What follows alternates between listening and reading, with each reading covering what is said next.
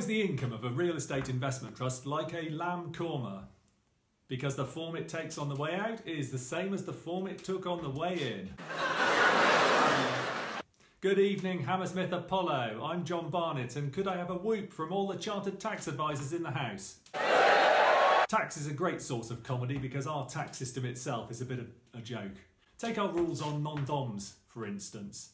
What country in its right mind would use the remittance basis of taxation as a basis for taxing wealthy foreigners?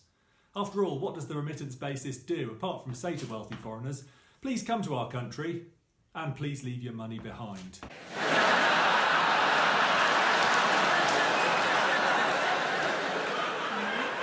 And not only that, what country in its right mind would use as its definition of a wealthy foreigner a system based on a person's domicile, an archaic system based upon where a person's father was domiciled, if their parents were married at the time, or their mother's domicile if they weren't? This led to real confusion with one client. I asked him where his father was from. China. I asked him where his mother was from. England. I asked him if his parents were married when he was born. Yes, he said. The problem was I forgot to ask him whether his parents were married to each other. That, of course, made a difference.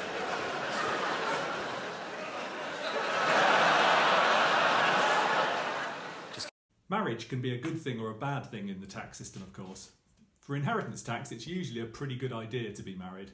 I remember one client coming to me for some inheritance tax advice, and jokingly I told him, well, you'd be better off getting married. A few weeks later, he came back and said, OK, I've done that now. Now what? I can't say that I've had such a dramatic effect on clients before now, but just to balance the karma, I was about to say korma there, but just to balance the karma, I remember one client who'd invested 25% through the enterprise investment scheme. He also, through that scheme, met a fellow investor, they fell in love and they were about to get married. Problem was she had 25% as well, and as I'm sure you know, under section 170 of the Income Tax Act, that took their combined shareholding above the 30% allowed. When he told me that he was about to get married, I congratulated him, but told him we'd have to put off the wedding until after the 3-year qualifying period. And that's just what they did. Talking of the unmarried, the Virgin Mary, she's got a lot to answer for in our tax system.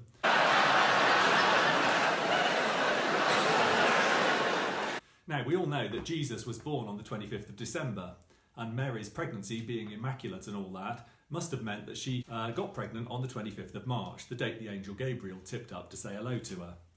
Now, in the medieval calendar, 25th of March became one of the agricultural rent days, the start of the agricultural year, when tenants started collecting rent. And when the revenue started collecting income tax from us, they thought, what a perfect day on which to start the tax system. The trouble was, in 1742, when we moved from the Julian to the Gregorian calendar, the revenue couldn't cope with 11 days of tax going missing. So they moved the end of the tax year to its present day, 11 days after the 25th of March, you've guessed it, 5th of April. It strikes me as somewhat odd that a revenue authority which is embarking on the most ambitious digital transformation project in the world still thinks the date of the Annunciation to the Virgin Mary, expressed in the Julian calendar, is a really sensible date on which to start the tax year.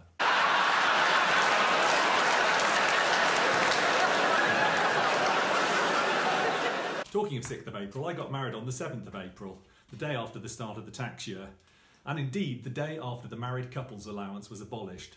This is a good example of retroactive taxation. Not retrospective, but retroactive, taxing you differently on the future based upon your behaviours in the past.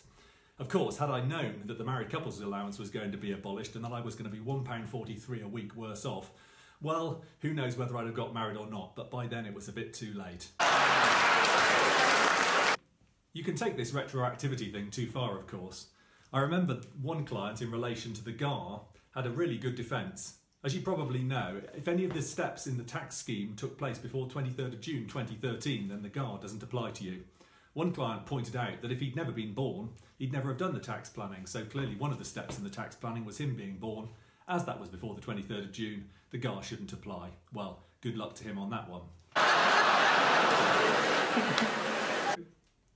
The GAR, of course, is named after Mr. G. Aronson, Graham Aronson to his friends, who set up the first study group to look at it.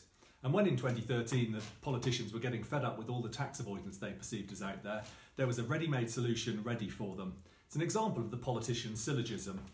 Something must be done, this is something, therefore this must be done. Strangely, they decided to call it the General Anti-Abuse Rule, but we all really know what it stands for, don't we? I had the privilege to serve on the GAR interim panel, not the full-time panel that now approves arrangements, and that has a really strange scoring system. As you probably know, something isn't caught by the GAR if it can reasonably be considered to be reasonable. What that means is even if you lose 2-1 on the GAR panel, at least one reasonable person thinks what you've done is reasonable, therefore it can reasonably be considered to be reasonable. I like to think of this as the Aston Villa scoring system. As a lifelong Villa fan myself, we have a saying, some you lose and some you draw. Talking of things which aren't what they seem, when is an index not an index? When the costs embedded in it under section 433 of a TOIA are such that it no longer bears a reasonable relationship of proportionality to the underlying chargeable assets. I told you the tax system was a bit of a joke, didn't I? Hammersmith, you've been a great audience. Thanks very much. I've been John Barnett and this has been the UK tax system.